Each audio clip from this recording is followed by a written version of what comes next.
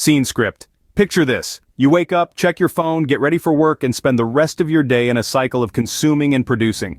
But have you ever stopped to wonder who's really pulling the strings?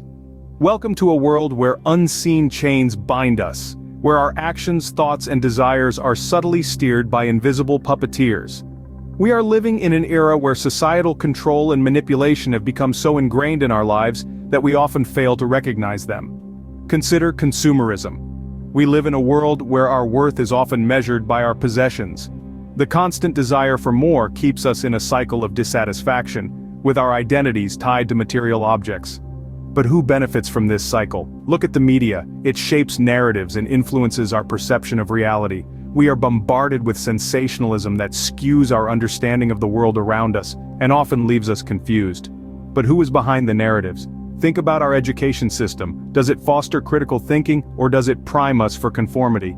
Are we being taught to think for ourselves, or are we being molded to fit into predefined societal roles? Reflect on the role of social media. It offers a distorted sense of reality, where the constant pursuit of validation and social comparison can lead to feelings of inadequacy and self-doubt. But who controls the platforms? Ponder on the influence of corporations in politics. How does this relationship affect democratic processes? And what about government surveillance and our privacy concerns? Are we trading our freedom for an illusion of security?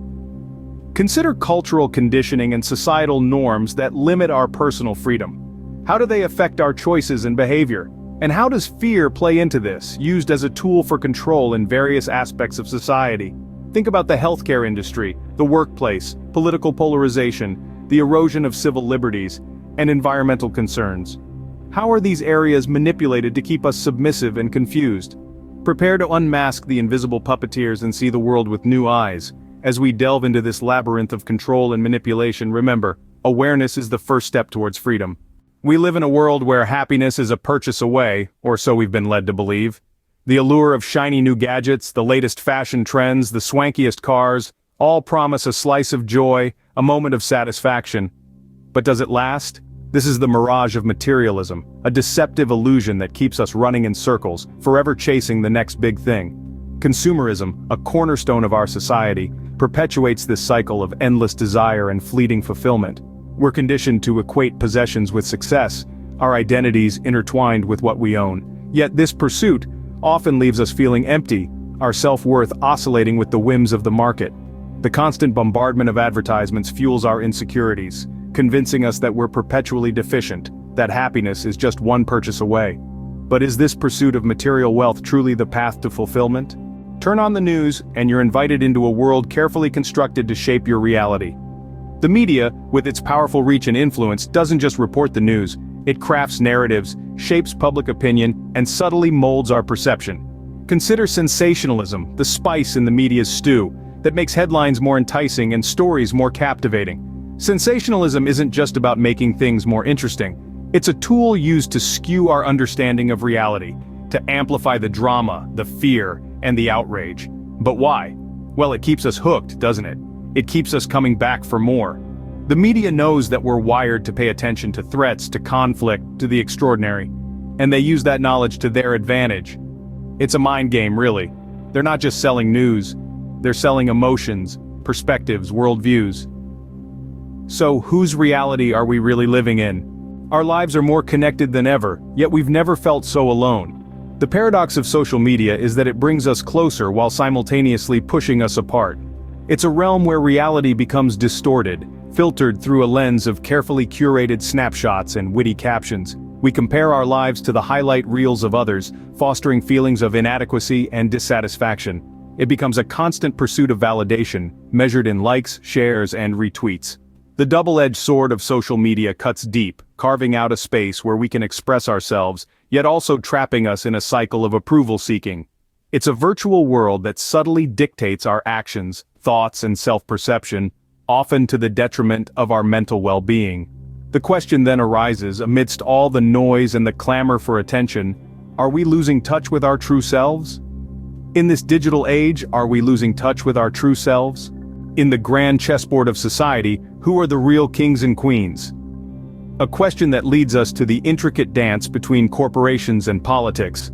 You see, corporations, with their financial might, often extend their influence into the political realm. But why?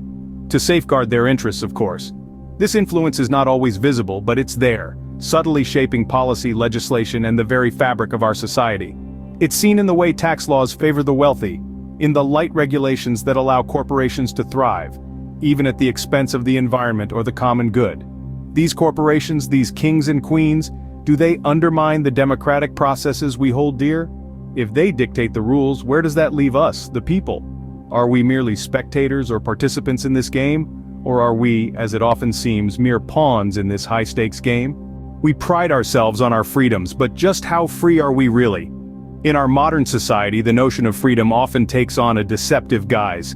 The government's watchful eyes are everywhere, monitoring our movements, tracking our digital footprints, recording our conversations. This is the reality of our surveillance society, a world where privacy is becoming an endangered concept. This omnipresent surveillance, often justified under the banner of national security, raises serious questions. Are we sacrificing our individual liberties for the illusion of safety? And what might be the psychological consequences of living under such scrutiny? The constant awareness of being watched can lead to self-censorship, stifling creativity and innovation. It can breed a culture of fear and suspicion, eroding the very fabric of our communities. In the name of security, have we traded away our liberty? It's a question that demands our attention, our reflection, and ultimately, our action. As we pull back the curtain on society's control mechanisms, the question remains, what can we do? We've seen how the unseen chains of consumerism bind us, how the mirage of materialism distorts our understanding of satisfaction. We've explored the media's mind games, shaping narratives and warping our perception of reality. We've delved into the double-edged sword of social media, a world that often presents a distorted sense of reality, and the constant pursuit of validation that it fosters. We've scrutinized the dance between corporations and politics, where democracy sometimes seems to play second fiddle to corporate interests. We've interrogated the illusion of freedom, the compromise of our civil liberties in the name of security, and the psychological impact of living under the watchful eyes of widespread surveillance. We've peeled back the layers of our cultural conditioning, the societal norms and expectations that limit our personal freedom and how they affect our individual choices and behavior. We've examined the role of fear as a tool for control, and its impact on our decision-making and compliance.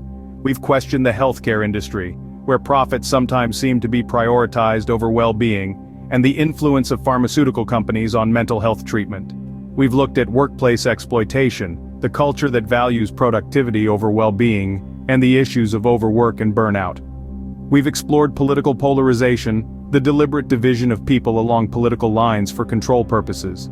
And finally, we've addressed the environmental concerns, which are sometimes downplayed or overlooked for economic reasons, and the psychological impact of living in a world facing ecological crises. All these elements of modern society can keep us submissive, keep us confused. But acknowledging them, understanding them, is the first step towards breaking free. It's about critical thinking, about self-awareness. It's about seeing beyond the surface, questioning the status quo, and challenging the narratives that are handed to us. The power to change lies within us. It's time to break free from the chains we've been conditioned not to see,